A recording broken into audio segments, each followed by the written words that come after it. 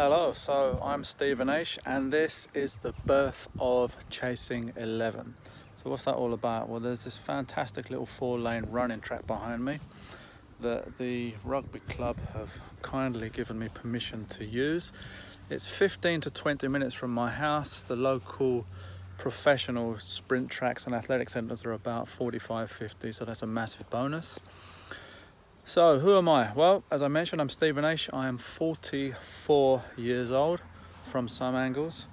I am a former athlete, international coach, and I have set myself a very, very difficult challenge. So what's Chasing11?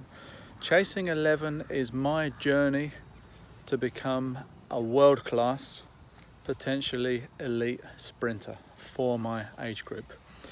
I currently run 100 meters in 12.6 seconds.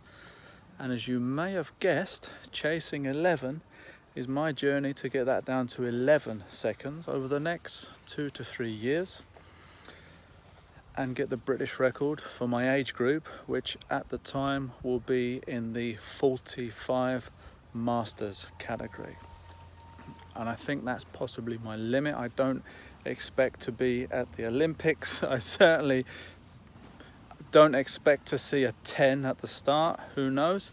So a few people I've spoken to have said, you'll be lucky if you can knock 3/10 off of that. You know, you may get low 12 and that's it. But I think they underestimate what I bring to this equation. First and foremost, I previously have had world-class engines. 26 years of Taekwondo. I had phenomenal springs and hip flexors, which meant I also had very good reaction time. So I got a good start and I did have exceptional springs.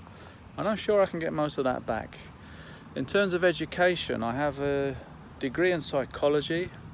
Most of my work is actually the mind, performance, getting out of your own way, setting goals, understanding the inner noise and the chatter, and actually how to move beyond that so that you can operate from choice. More on that, I'm sure, as we embark upon this journey, because a lot of this is obviously physical performance, and that's where the final part of this equation comes into it, because fortunately I picked up a master's degree in strength and conditioning, so I pretty much know what to do to improve this engine. The other good news is many years of kettlebell training, so very good posterior chain, hamstrings, glutes. But then the other side of it was a competitive weightlifter and at a master's level, qualifying for the World Championships, 4 British champions under my belt. So not to blow my own trumpet, oh yeah, look at this guy. Literally what I'm doing is a risk analysis. So these are the positives that I bring into the equation. I'm no stranger to the gym. I know how to build an engine, and literally in my mind I've already done this. I know that I have 2 to 3 years of graft at this amazing track behind me and leisure centers and in my own gym and on the platform to eventually go through a 3-phase cycle, more on that later, to get as close to 11 as I can. Obviously that risk analysis, 44. Any world-class sprinter retired 10 years ago. However, I took up Olympic lifting at 34 when most of the competitive lifters have finished and put their feet up and go into coaching, sponsorship, that kind of stuff.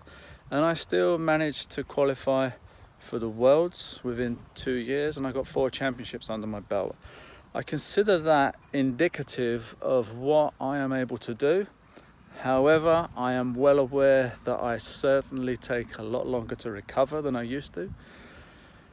Also, I've got to be mindful of injury. Now, this track behind me is obviously a professional sprung surface. However, even a few block starts and some bounding, if I start to push up near that 80 to 90% effort, wow, do I feel it the next day. Deep tissue massage, Achilles, calves, wow, on fire. So I've got to be careful. This is the tortoise. Ironically, it's the hare that I'm training to be, but it's the tortoise that's going to achieve it, if that makes any sense, from Aesop's fable. The tortoise is my journey. 3 months of building foundations. Come in here, hitting my starts, hitting my acceleration phase. I've pretty much watched every YouTube video, past Olympics, Diamond League, technical analysis, Bolt, Blake, Gay, Powell, Gatlin, Jesse Owens documentary, this, that and the other, and I've been looking. I'm not a sprints coach, I am certainly not a sprints expert, and I think that's a good thing, because I arrive here with a playground. I get to experiment, I get to explore, I get to take something on board, and if it doesn't work, I can discard it. I get to learn from people, hopefully the comments, and people on a similar journey or that would like to embark upon something in middle age that's different and maybe a challenge. Hopefully this can inspire some people to take up the reins and do it themselves. So Chasing11 is the channel. It begins now. I've just come back from a lovely month in Thailand where I had several sessions but then had time out because a deep tissue massage did reveal that I'd been going a little bit heavy. So I went, wow, let's hit this on the head for a while. Let's fully recover, because if you do get a serious injury, you are out for months. I can take a couple of weeks off, but I didn't want months off. 3 phases, foundations. Come in here, 70 to 80%. Not being tempted to push it and start some crazy single leg bounding and get back into the gym, to the Olympic lifting and all of that business. To build what I call the pyramid, because the peak is dictated by the width of the base, the foundations. Last thing you want to do is build a skyscraper on mud, okay? So the bottom of the pyramid dictates the height, and that's why these foundations are so important. The warm-up, the band work, the technical drills, the ankling, the preparation, going through various phases of adaptation, so that the hip position, the cycling action for lever length, cadence, whatever they call it. As I said, I'm not an expert, but I've digested a lot of information. Phase 2 of 3 is then upping it in terms of getting back to some of the strength and conditioning work. Under the bar, doing power cleans, the deadlift will come back in, some squats, some leg press, a lot of core as well, which I've found immensely engaging when you're starting to really fire through with those arms. It's like, wow, I didn't even touch my core and it's on fire. Phase 3, ideally now, because we're in September, so that'll take me right through to next year's competitive events, where I'm aiming to be, I'd say around mid-11s, 11.6, 11.7 will be great in about 9 months. The aim then is to get back to the level I was at several years ago, before I stopped Olympic lifting due to a tight shoulder, clicky knees. I'm not broken, far from it, but I do approach this, let's say, not optimal. Guys, this is fun. I'm enjoying it. The last thing I want to do is be some kind of robot that is under the illusion that he's got some hit at the Olympics. This is me having fun in a serious way, where the goal is absolutely 11 seconds, and I'm going to work towards that, putting in 100%. My education comes into play, my training experience comes into play, my management of stress, my recovery, the stretching and mobility at home, the literature, to even coaching sessions with experts. Once I'm at a level where I can actually benefit from that, rather than kind of collapse in a heap after 3 drills. So that's me, Stephen Aish, starting today, Chasing11, a new channel. Any comments, any support, most welcome. Really appreciate it. So this is the track. I'm going to be here 2 to 3 times a week. Monday I train at Kings Lynn with Wriston Runners. They're my local group. I do a little bit of throwing. I'm pretty good at discus and shot put. They also get me in for the relays. Not interested in anything else, because I think if you spread yourself too thin, you're going to pay the price. I'm in for 1, 2, 4. I'll probably stick with a shot, mainly because that's a very good indication of power output. So that can, give you a heads up of how the Olympic lifting's coming in. You'll also see that obviously on your 10 meters, your acceleration, your block starts, that kind of stuff. I'm going to keep this under 10 minutes. I'm going to say goodbye, and there are going to be weekly, if not every 2 weeks, regular updates from me, because I'm literally going to document this journey. Once successful, note the psychology, once successful, I've got a document for my kids to follow as well. This is what Dad did. That crazy idea that he was going to be a world-class sprinter. Do you know what? He pulled it off. Wow. How's that for a bedtime story? What a glorious day. Absolutely fantastic place to be. This is my home for the next hour. Have a wonderful day. Take care.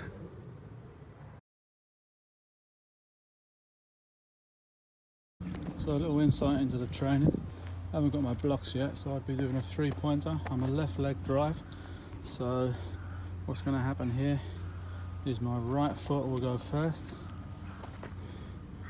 followed by left, and as you can see, these are spaced out over 20 meters to the double, and the idea of that is working the foot spacing for the acceleration phase. So I'll be starting from a 3-point and aiming to get as close to those as possible. Now, I'm not going to start marking up or drawing on the track. My advice here from experience is you place them down, and if you find that your running has to change to meet them, just walk up and switch them. It literally takes 10 seconds and they are good to stay for probably 10 starts I do, and then I'll go on to some other bits and pieces.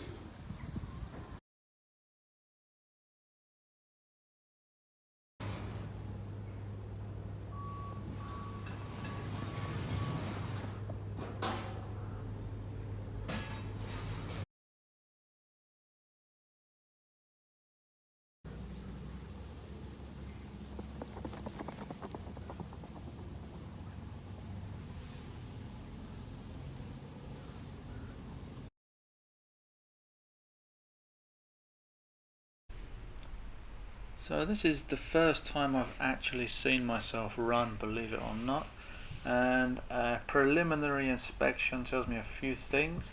Knee, not too bad. Posture needs some work. Arm drive could be a little bit better.